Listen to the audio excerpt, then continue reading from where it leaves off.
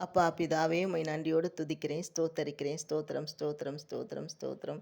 தகப்பனே, உம்முடைய கரத்தின் கிரிகைகள் நாங்கள்.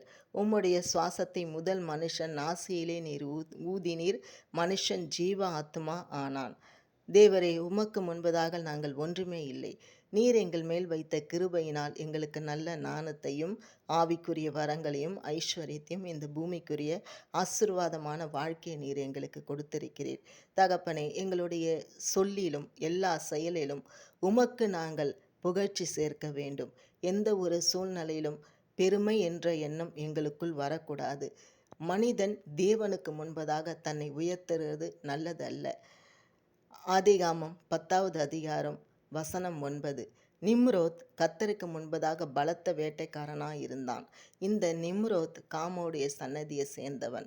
இவன் தேவனுக்கு முன்பதாக தன்னை உயர்த்தி இந்த நிம்ரோத்தையும் அவன் மனைவியும் அன்றிருந்த ஜனங்கள் தெய்வமாக வழிபட்டு வந்தார்கள். இவன் பாபேல் என்ற ஒரு பட்டணத்தை உண்டாக்கி வானம் அளவுக்கு ஒரு கோபுரத்தை கட்டுவேன், எந்த ஜலப்பிரயாணம் வந்தாலும் அது அழியாது என்று ஆணவத்தினாலே அந்த பாபேல் கோபுரத்தை கட்ட ஆரம்பித்தான். அவனுக்கு தெரியாது ஜலப்பிரயாணம் வராது.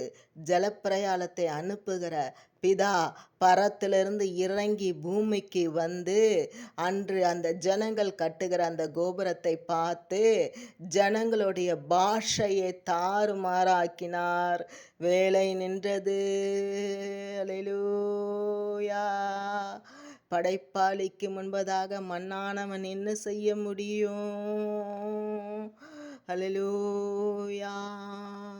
தகப்பனே, தேவரே, ஆண்டவரே, நீர் அழைத்த அழைப்பில் வந்த ஊழியக்காரர்களும் ஆண்டவரே உத்தம இருதயத்தோடு உமக்கு புகழ்ச்சி சேட ஓடணுமே தவிர நாளடைவில் நீர் அவர்களை உயர்த்தும் போது அவர்களுக்குள்ளே அந்த பெருமை வந்து நீர் அவர்களுக்கு கொடுத்த அந்த ஆசீர்வாதமான ஓட்டம் உமக்கு முன்பதாக நின்று விடாதபடி கர்த்தர் அவர்களை உயர்த்த உயர்த்த தேவனுக்கு முன்பதாக இன்னமும் மனத்தாழ்மையை காட்ட தேவ பிள்ளைகள் எங்களுக்கு கிருபை செய்வீராக.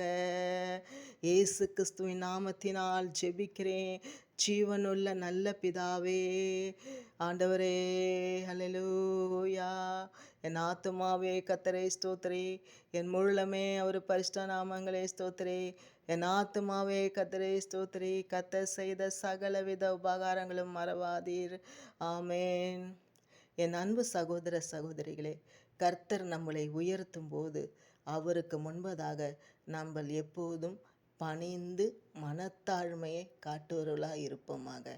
கர்த்தர் உங்களை ஆசிர்வதிப்பாராக. God bless you.